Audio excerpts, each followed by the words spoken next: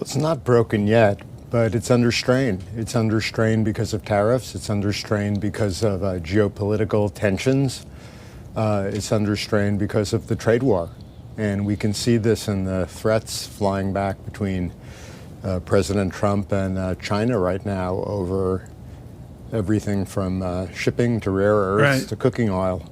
We have prosperity, Professor, and we see it, folks, in the Morgan Stanley earnings coming out here. It's all the beat, all the same thing of our financial system doing well. Morgan Stanley up over 3% here on the news. Maurice Obstfeld, there just seems to be two Americas, one affected by goods and trade, and worry and angst, and another a financial boom like Morgan Stanley. Can we exist like this? Well, the U.S. economy has become increasingly financialized over the decades. And, at some level, the U.S. is the world's banker at this point.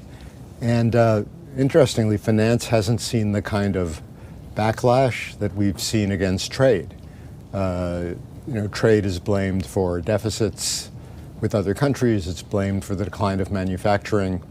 We don't see people wanting to curb financial transactions. Quite the contrary. We're seeing deregulation, stable coins, and the like. So there really is a divorce between those two sectors. And the question I have is, can that go on forever? Yeah. Or will the trade tensions eventually feed into the financial sphere?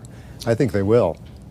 And Professor, that's kind of where we are right now. The folks that are supporting tariffs, they say, we are not seeing the economy slow down. We recently had a very strong third quarter GDP print. We are not seeing a material increase in inflation data, although we are now lacking data because of the shutdown. So again, the supporters of tariffs are saying, we're just not seeing those economic headwinds coming from tariffs. So my question to you is it just a matter of time, or are corporations adapting? Oh, I think it's a matter of time. There is some adaptation, of course, as corporations look for cheaper suppliers. But, just sort of look at what we've seen. We have not seen any material fall in the dollar prices that foreign countries charge for us. We've seen some limited increase in consumer prices of imported goods and close substitutes for those imported goods, but not enough to offset the tariff. But we've also seen substantial revenue coming into the Treasury from tariffs, which is being paid by our importers. So how do you square that circle? You square it with a hit to profitability, and with the observation that firms have been swallowing these tariffs to some extent while they wait for tariff policy to stabilize and figure out what it's going to be going forward. Now that we kind of know where we are with tariffs to some extent, I think firms are going to be adjusting by passing those cost increases on. Professor Obstfeld, synthesize here, say, the work of Douglas Irwin at Dartmouth with down the hall from you at Berkeley, Barry Eichengreen, and this whole trade upset and the risk to the dollar. This goes back to Obstfeld, Rogoff, and frankly back to Mundell. I'm assuming you don't have a fear of the gloom crew on the dollar. Is that correct? The gloom crew. I'm worried long term about the status of the dollar. I think there are very strong forces keeping the dollar in the prime position it's in global markets as the world's currency.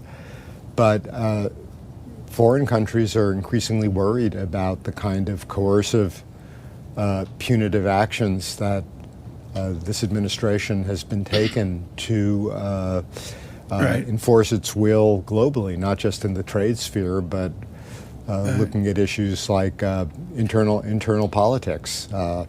We see this across the board for positive and negative. The Treasury right now is bailing out Argentina for largely political reasons. So I think the bottom line is that foreign countries no longer trust the U.S. as a responsible steward of the global economy and are going to seek to decouple and insure themselves against policy volatility emanating from right here.